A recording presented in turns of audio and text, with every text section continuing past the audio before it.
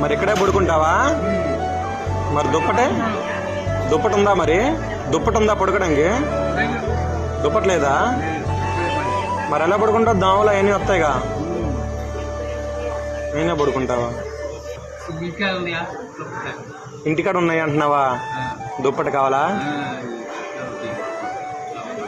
మళ్ళీ పొద్దున ఇస్తావా? సరే అన్నం తిను, చెప్తా. నువ్వు అన్నం తిను.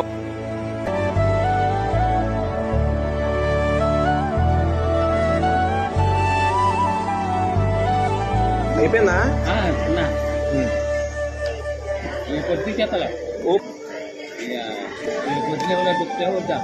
వద్దలే, ఉంచుకో. అది కూడా ఉంచుకో. ఓకేనా?